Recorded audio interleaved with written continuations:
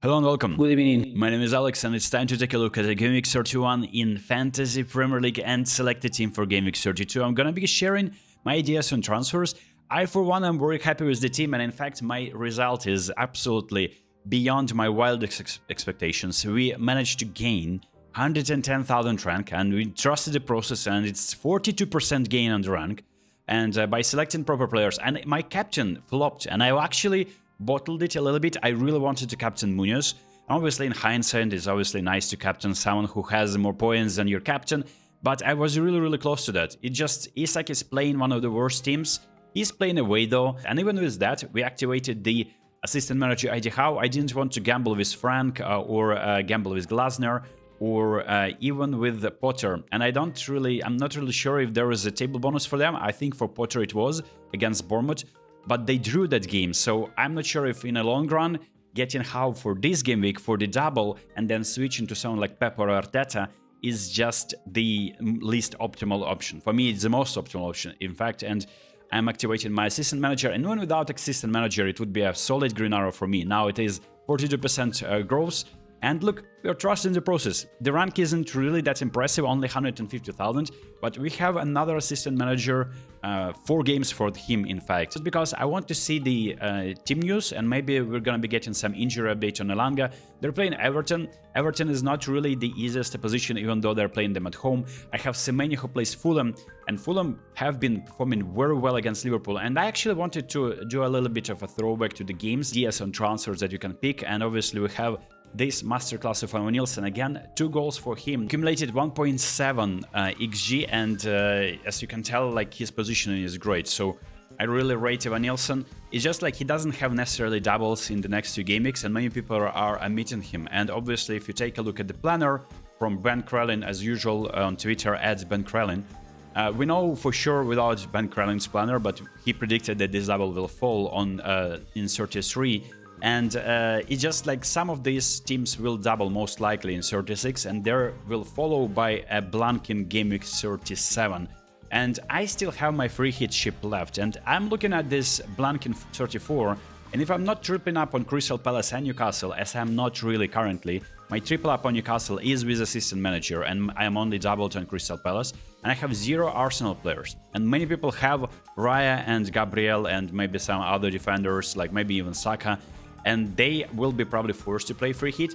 I, for one, don't really think that picking up a lot of Arsenal players right now is a good idea, given that they played this Champions League fixture, which they most likely are going through, which nobody saw it coming. So it's just Brentford is a good fixture at home, but will these players be getting some rest before the Real Madrid game? Most likely it is the case. And then obviously after Real Madrid game, will they be getting some rest, especially in a double game week where you wouldn't say that maybe except for Raya, every player will be playing at least 70-80 minutes in both of the fixtures for against Ipswich and Crystal Palace. Similar with Aston Villa, they're playing Southampton, but then after that they're playing PSG in a game where they still theoretically have chances to go through if they score at least 2 goals, and then the game goes on into like extra time, maybe they can score even 3 at home and not concede, which I don't believe it's happening. But still, it just, you need to like believe, and then obviously that's what Unai Emery is going to be managing the minutes is in this very good fixture. So many people would want to get the likes of players from Aston Villa, maybe Rashford, maybe Rodgers, maybe Asensio. And look, Asensio didn't play from the starting minutes for our Aston Villa away at Parc des Princes. I think he can be featured in that game against Southampton. It could be a nice differential punt. Of course, but this is where, for me, Evan Nielsen, if you still have him, if you're doubting whether you need to go to like Watkins or whatnot because there's a double, I think Evan Nielsen is fantastic. And picking him up right now, I don't know about that, but it's a nice player to have in your team, of course, for the future fixtures, because he scored like 4 in 4. For Aston Villa and Forest, again, like there are some nice players. Unfortunately, Langate feels like he injured. He just pulled a muscle or something. I don't know if there's an update on him. One of the fastest players in the Premier League, always in the right position. The goal that he scored against Man United, it's just exciting to watch. And I'm really happy that I picked him at a massive differential, and he garnered some points for me on my wildcard.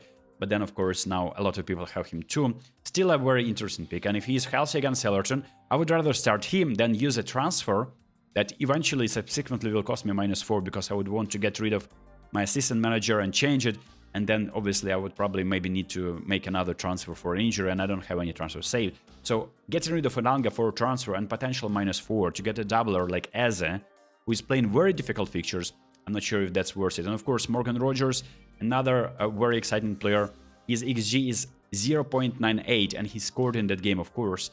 I think that this is just all solid picks, if not for the Champions League fixtures. So this doubt that obviously hovers over the players is just something that just distracts me from getting them. Another actually very underwhelming performance from Mo Salah. Look at his positioning, mostly on the right side, rarely penetrating into the box. His XG is only 0.4. So Salah is not even a captaincy shout anymore. In the past few games, the most goals that he scored were from penalties. He's just like, he's not getting the scoring positions, and he subsequently had a very bad rating from SofaScore, for instance. I'm just using SofaScore. Just by the way, let me know if you're interested in me like reviewing the games like this, because this is what we are here for. We're here for the Grass FC and maybe Analytics FC as well. A 0-0 draw against in Man United Man City game, and that's actually, by the way, Fulham Liverpool game. Just another testament of how fickle the defense is. Like sometimes maybe good, sometimes not. Ibrahima Konate, no XG, no threat from corners, and obviously Van Dijk was spun a few times, and Ibrahima Konate didn't have a fantastic game either, and they lost that away at Fulham. And another game, and this is a classic I think there were, like, usually you see a lot of goals in these, but if you owned the likes of Guardiola, for instance, right, this is actually great, because the way the bonus point system works is just because there is no other fullbacks, right? So nominal fullbacks, because there is Mateus Nunes who played as a left back and Nico Riley as well. But the thing is, like, it just defenders who are getting the bonus points then, mostly, right? Because of 0-0 draw. And then Josko Guardiola just didn't receive a yellow card and Ruben Dias did. And I think that's how it works. That's how Josko Guardiola was on 3 bonus points. So not getting Guardiola, especially with the potential double looming, is just you're missing out. Obviously, some people also have Marmoush. So for Marmoush, I think that's where you probably are disappointed not to come away with like some kind of result. He didn't accumulate much XG, but that game, it was a very close game. I mean, it was, if you watch that, I'm sorry about like loss of your like 1.5 hour. It was terrible football, but generally like level of football in this year's Premier League is very low. So not expecting like kind of like out of sudden Cristiano Ronaldo regen or like Mo Salah in his prime, like early years, like when he moved from Roma and absolutely lighting the league on fire. So that's not on the agenda. Another team that actually is playing exciting football is Newcastle. So many people captained Isak. He was a little bit quiet on this night, but then Jacob Murphy, a player that I was about to pick, it was between Saka, Murphy, and as I talked about in my previous video, and maybe I was considering a different midfielder as a maybe, but I was always leaning towards Murphy. And by the way, it was like one of those videos that you watch on the fantasy. They brought my attention to the fact that Jacob Murphy scored against like Leicester or Southampton a few goals, and he like likes playing against promoted teams. And I instantly realized that this could be probably his night. And indeed, people who went with Gordon, he wasn't even fit, he wasn't even on the bench. And yeah, we were gambling. He was yellow flagged. I would never pick a player on yellow flag, although like sometimes it just backfires. But Jacob Murphy was the transfer I wanted to get in. Instantly repaid me with 16 points, 1.5 XG generated, 2 goals scored. Absolutely over the moon. I wish I captained, I wish I actually went and captained Munoz. But that was going against like any common sense. Many people don't like captaining defenders. And there you go. This is why. Because they conceded a goal against Brighton. So many yellow cards, and some of them resulted in red. In fact, the teams ended this game 9 versus 10. And Crystal Palace was playing with 9 men. And they ended up victorious. And Jean-Philippe Mateta is the player who generated 0.1 XG, but he scored his goal, and that was actually a phenomenal goal as well. That's why the XG is so low, because like the stats, they don't expect players to score there. Eze with 2 assists and even less XG generated. Yeah, I mean, it's just a nice punt if you want a player like Eze in your team. for the double, it's just the double is so difficult. So I'm kind of reluctant to get triple Crystal Palace. I would rather have triple Newcastle. In my opinion, they have easier fixtures. They play at home as well. And Eze still can deliver. And it's also appearance points. You're getting at least 4 points for a player, which in many people's teams would be akin to a return. So Eze, yeah, you can triple up on Eze. So for many people who are tripling up on these players, that would be Eze, that would be Munoz, who is playing like a left midfielder. He's not even a left back. Not even right back. He's right midfielder. And he is insane. Like, he scored that goal, generated not a lot of XG, also very difficult goal to score. And it's just, for him, I would say, yes. He will be probably considered in both games, but he can obviously come up with a goal, and also these appearance points. So this trio of players, it's just the question whether if you have Sar, do you want to switch to Eze? If you have a spare transfer to burn, I think it's just of a coin who's going to be scoring next from that midfield. Eze, Sar, could be Kamada as well coming on. He can score, but mostly Eze is just so exciting to watch on the ball. But this is the trio of players that you probably would want to have from Crystal Palace. And speaking about Newcastle, of course, the trio of players would be Isak, Murphy, and maybe a cheeky Livramento, whom I was actually, if I wasn't going for the assistant manager and I was actually playing my not the bench, yes, bench boost maybe this week, but I'm not even capable to do it because there's only one chip activated a week and I already activated my assistant manager. So if I played the free hit, so I would then triple up on Newcastle like this. It would have been Livramento, and Livramento delivered a clean sheet and an assist, and I think that's like 13 points for him. And yeah, this would be my triple up on Newcastle. So I think the essential thing and the template thing and thing that just generates you more points and considered to be correct is having triple Newcastle, and it will look probably something like this. Having triple Crystal Palace, that will look probably like this. And then finally, the last game, Everton versus Arsenal, which was obviously the first game. I'm not doing this in correct order, sorry about that. I'll work on this, and it's just like experimental way to talk about the week that has passed. Very underwhelming because none of the players that people had in their team delivered, and Arsenal lost a clean sheet yet again. And I'm actually feeling a little bit better about me hitting Raya and Gabriel from my team on wildcard, because I missed out on their like 12-pointer or not. Together they got like 6 or 5 points for a clean sheet against Chelsea, and then they started considering each game, like against Fulham and now against Everton. So I just think that in general, picking up Arsenal defense, especially now that they believe that they can go through, they can even feel they're like, they don't care about the league anymore, and they still probably will end up in top 4. So they can even field academy players at this point. Just depends on what Arteta deems reasonable. Like, does he want to give them his players some playtime? Will he be making 5 subs during the halftime break? He can do whatever. And the game that they play, look, yes, you can pick up some Arsenal players against Brentford. They can theoretically keep a clean sheet, but Brentford, there's Mbuma, there's Visa, they're very dangerous. You can even lose this clean sheet and lose a transfer as well. So if you need a defender from Arsenal, you're desperate about getting someone from Arsenal, it's just so risky. And it feels like Saka's minus is still going to be managed.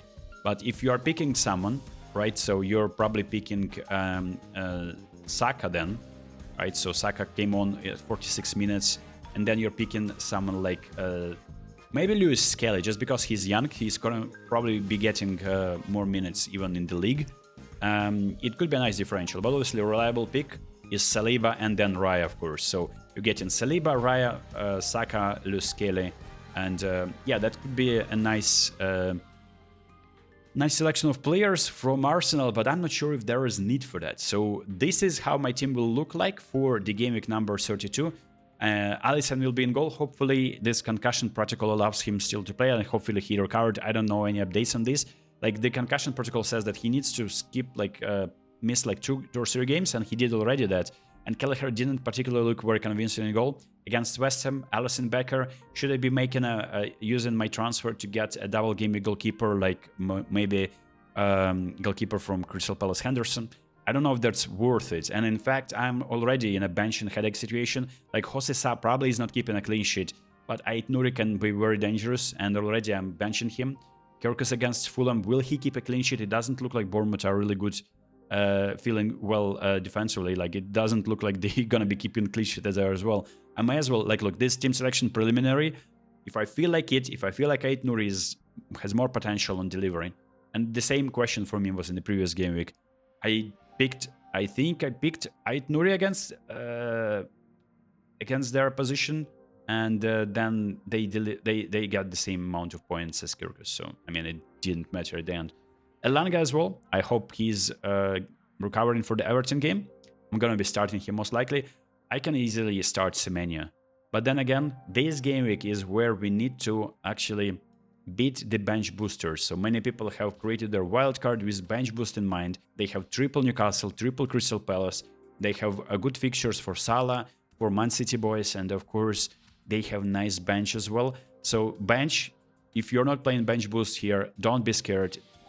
Best people can do is have a double game week goalkeeper, and that's going to be a goalkeeper who has not kind of dodgy fixtures. So you will have probably either a Newcastle goalkeeper or Crystal Palace goalkeeper who is bench boosting. Obviously, Newcastle probably would want to field him and then bench boost with Crystal Palace goalkeeper. So is he keeping a clean sheet against Newcastle and Man City away? Is Henderson that good? I'm not sure about that. So my goal is, of course, to go through this game week with at minimum like red arrow or maybe hopefully a cheeky green, and I'm not even making any transfers. So this was a review.